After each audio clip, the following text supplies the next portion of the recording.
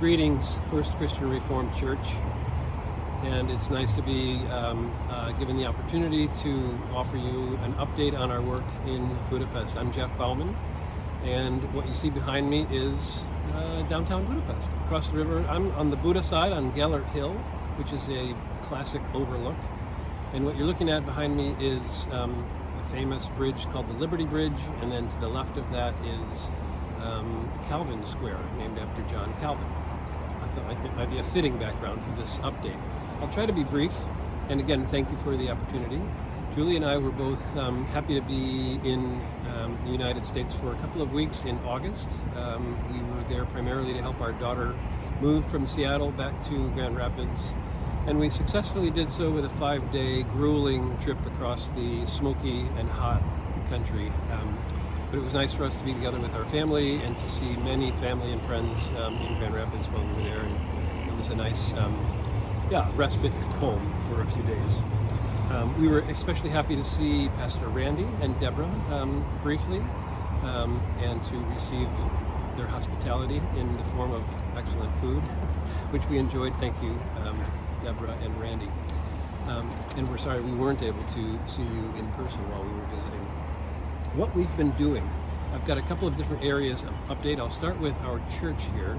We belong to a small congregation that's operated by the Church of Scotland, which has been here for over 100 years, over 150 years in Budapest. And it's an English-speaking church. It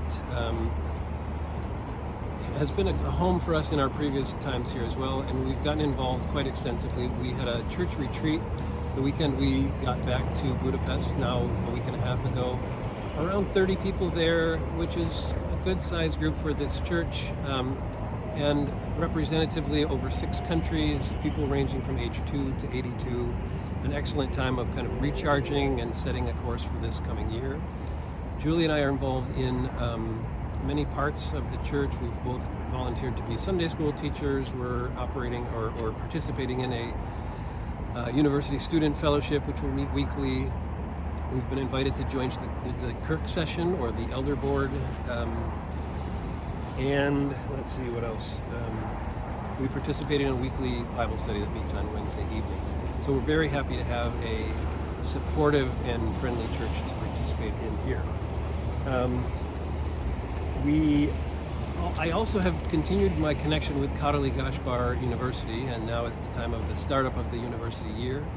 I was invited to submit a course for teaching this fall, and that course was supposed to start last evening, and it looks like perhaps we'll put it in the category of lessons learned. I offered a course on experiential education and the purposes of the university, and I learned that apparently that may not be a topic students have strong interest in right now. So it was not registered with enough students to go forward, so I won't be teaching a course this fall, which I have to admit is disappointing, but also in part a relief, because perhaps I wasn't as prepared to balance that with the intensive language learning that we're continuing with and other parts of our ministry that we're getting set up. So disappointing, but not heartbreaking to not be teaching that course.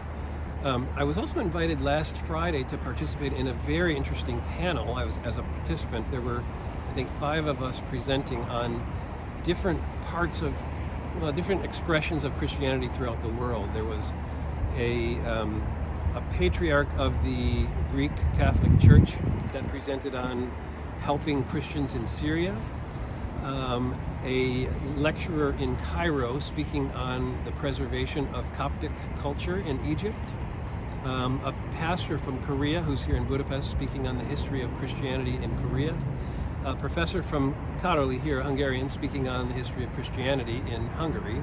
And then I was invited to talk about a program on interfaith dialogue that has been started up and is now running at Calvin University over the last decade, and kind of the story of a Christian university figuring out how to provide a welcome space for non-Christian students. All in all, a really, really fascinating couple of hours spent together in a university classroom. We continue with our daily language learning. Julie and I still sit in front of our laptop every morning for an hour and a half with our Hungarian teacher, Panka.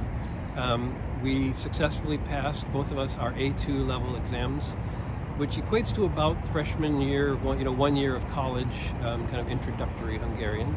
We're very proud of that, and still enjoying language learning, and really finding that as we move about the city, we are hearing more that we understand, and we're definitely reading more on billboards and such, and we're definitely much more comfortable ordering food and checking out at grocery stores in Hungarian than we have been before. Refugee resettlement, the organization Kalunba that we've come here to work with, as I've mentioned in the past, has faced some reorganizational challenges due to the loss of some staff and coming out of COVID. So it's a slower restart than we were hoping for and expected, but the big news in that area is that as they continue to reorganize and get themselves settled into a school year routine, with the end of the Afghan occupation, Hungary had a force in Afghanistan, and as a result, about 400 Afghans have been taken to Hungary in order to be resettled. And right now the government is trying to figure out who will do that resettlement work. And if a significant portion of them are allotted to Kalunba, we're hoping that will be a catalyst for the organization to sort of start up again with its excellent work from the past. We also, last Friday, were privileged to hear the results of an academic dissertation that was done basically studying language learning in immigrant children in the context of Kalunba. And it was just fascinating, and it was an excellent picture of the very good work that Kalunba has done in the past. So we're excited about that, but hoping for some positive movement forward in the next couple of days and weeks. I think that about covers the landscape. We are extremely grateful for your support, eager for communication with you, and want you to know that you remain in our prayers as well.